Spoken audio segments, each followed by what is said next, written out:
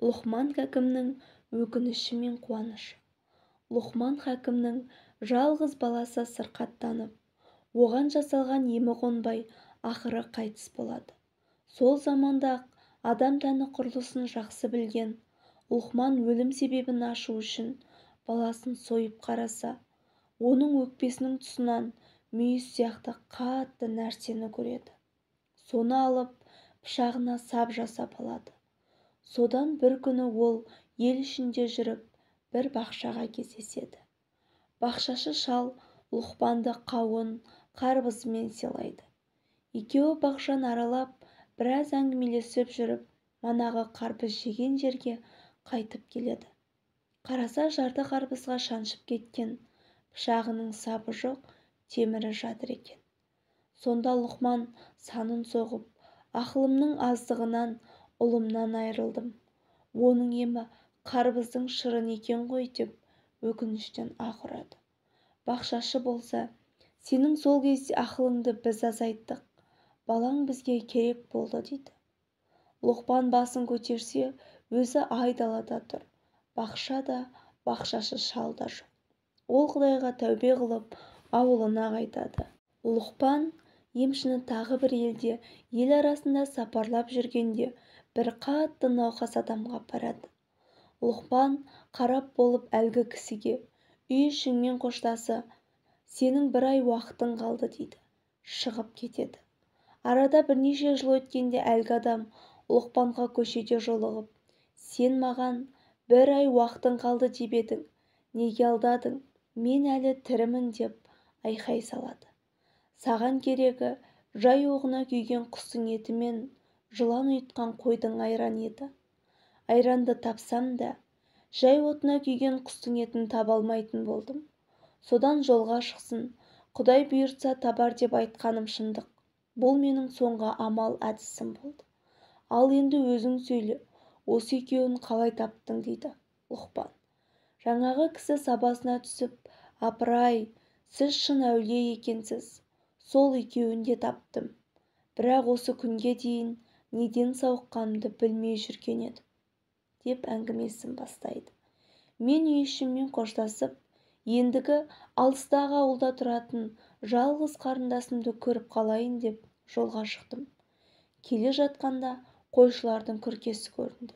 Кірсем, ішінде жан жоқ. Демалып отырсам, бір сылдыр естілді. Қарасам, қойшылар сауған табақ толы сүттің ішінен бір сарыбас жылан шыға алмай жатыр екен. Басынан ұстап шығардым. Кешке қарай қойшылар оралды. Ас-су ішіп дем алдық. Жаңағы айранды да іштік. Мен оларға жеркенер деп жылан тигенін айтқан жоқпын. Ертеңіне жолға шыққанда қатты нөсерге кездестім. Бір кезде алдыма жай оғына күйген кептер түсті. Ашығып келе жатқан мен оны қан сөліммен асадым. Ұзақ жол жүріп қарындасымның ауылына жеттім. Бірақ сапар кезінде жүдеу орнына өзімді тұла бойым жеңілдеп кеткендей сезіндім. Құда-құдағилар, сен жас жігітте болып кетіпсің ғой деді. Олардан қымсынып, неге келгенімді айтпай, жай қыдырып келдім дедім. Міне, осылайша сауығып кеттім. Сізді көрсем, бір күлкі қылайын деп жүрген жайым бар болатын, дейді сөзін түйіндеп. Салмақты кейіпке енген лұқман, көрдің бе, қарманғанды Құдай жарылқайды. Мен солай демесем, сен жолға шықпас едің. Дегенмен, қарындасыңның ауылына неге келгеніңді айтпағаның дұрыс болған екен депті.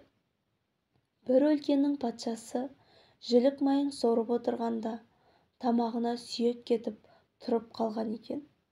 Қандай әрекет жасағанмен болмаған соң лұқман хакімді алдырады. Хакім тамағын көріп, жалғыз балаңды бауыздап, соның бүйрегін пісіріп жесең кетеді. Не бері шығады дейді. Патша алғашында келіспейді. Уәзірлері, әй ұлы патшамыз, ағаш саламат болса, бұтағы болар. Ағаштың тамырларынан шыбық өсер, ағаш қураса, тамыры да, бұтағы да қурар деседі. Айтушылардың кеңесі көңілінен шығып, патшаның беті қайтады. Баланың қол-аяғын байлайды.